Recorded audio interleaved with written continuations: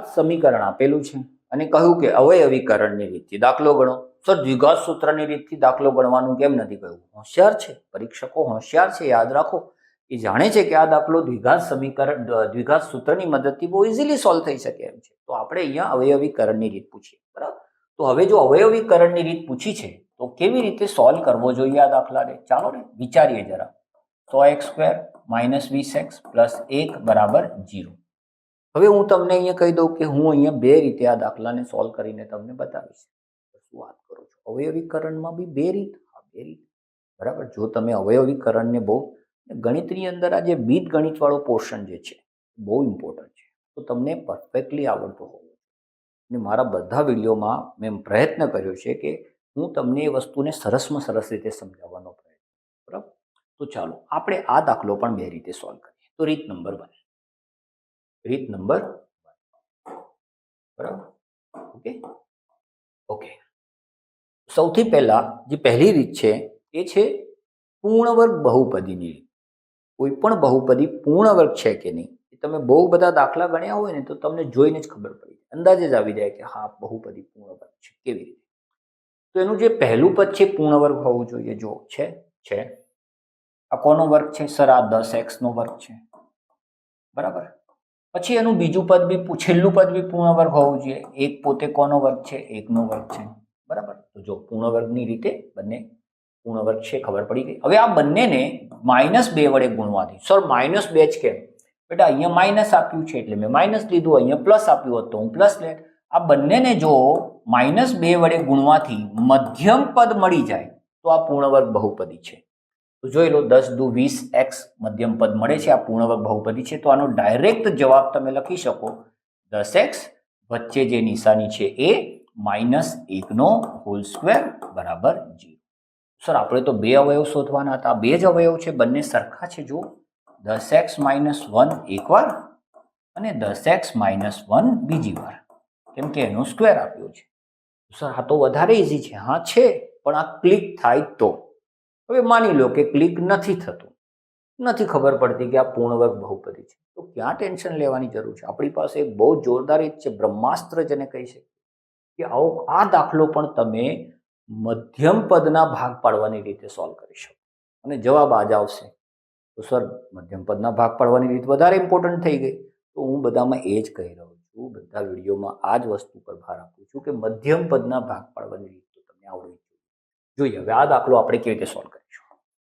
તો ભાઈ રીત નંબર 2. ઓકે, ફરીથી હું બહુપદી લખી દઉં. 100x² આપણે જવાબ આ જ લઈશું, બરાબર. -20x + 1 = 0. હવે પહેલા તો 1 અને 100 આ બંનેનો ગુણાકાર કરીએ તો કેટલો થાય? 100 થાય. હવે 100 ના શક્ય બધા અવયવો લખીએ તો 100 × 100, 50 દુ 100, 25 ચોક 100, બરાબર છે, અને 10 દાન 100, બરાબર. 100 આના સિવાય કોઈ? હા સોરી, 20 × 50 રહી ગયા 20 × 50 અને 10 દાન 100. બસ આટલા અવયવ પડે 100 ના, બરાબર. હવે તમે જ મને કહો કે આટલી મોટી સંખ્યા છે, આટલા બધા અવયવ તમને ક્લિક થશે? નહીં થાય. એના કરતાં પછી આમાં આ વધારે બેટર રહેશે. જોયું? એટલે અહીંયા રસ્તો નક્કી કરવાનો છે કે તમે કોઈ એક જગ્યાએ આવીને ઊભા રહી ગયા છો. હવે તમારી પાસે બે ઓપ્શન છે, તમારે નક્કી કરવાનું છે કે કયો રસ્તો પસંદ કરો. કેમ કે જે ઇઝી હશે, જે ફટાફટ તમને લઈ જશે, બોર્ડની પરીક્ષામાં તમારી પાસે ટાઈમ ઓછો હશે, બરાબર છે. આટલું બધું વિચારવાનો પણ તમને મોકો નહીં મળે કેમ કે સમય આપણી પાસે ઓછો હશે. તો બેટા પ્રેક્ટિસ વધારે કરી હશે, રીતો વધારે જાણતા હશો, તમે દાખલામાં સમયને બચાવી શકશો અને એ બચાવેલો સમય બીજા કોઈ દાખલામાં યુઝ કરી શકશો. તો અહીંયા આ જે બધા અવયવો છે આમાંથી એવા અવયવો આપણે પસંદ કરીશું કે જેનો સરવાળો 20 થાય. તો સર સ્પષ્ટ દેખાય છે આ છે. ઓકે, તો કેવી રીતે લખીશું આને? તો લખીશું 100x² માઇનસ ને એમને એમ રહેવા દો. હવે હું કૌંસ બનાવીશ. 20x ના હું બે ભાગ પાડી રહ્યો છું. પહેલો ભાગ છે 10x વત્તા બીજો ભાગ બી છે 10x અને +1. ખબર પડી? ઓકે, ચલો હવે 100x² માઇનસના કારણે આ બંનેની નિશાની શું થઈ જશે? બદલાઈ જશે. તો -10x અને -10x +1 = 0.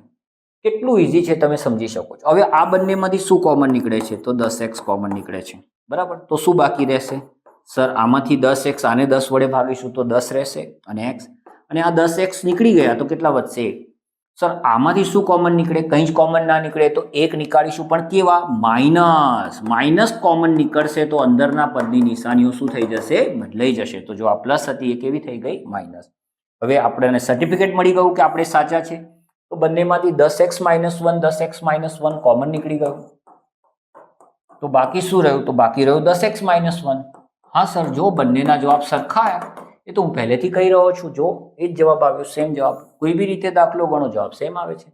બરાબર. તો અહીંયા 10x - 1 બરાબર 0 અથવા 10x - 1 બરાબર 0. બરાબર. -1 પેલી બાજુ જાય તો +1. બરાબર. 10 ગુણાકારમાં આમ જાય તો ભાગાકારમાં. તો આનો પહેલો ઉકેલ છે x 1/10 અને પેલાનો જવાબ પણ આ જ આવશે. તો પણ શોધીએ. 10x પ્લસ -1 પેલી બાજુ જશે તો +1, 10 ગુણાકારમાં આમ જશે તો ભાગાકારમાં. બરાબર છે. તો તમે કોઈ બી રીતે દાખલો ગણો, બંને રીતે જવાબ સરખો આવશે, પણ મહત્વનું છે કે કઈ રીત પસંદ કરવી એક્ઝામમાં.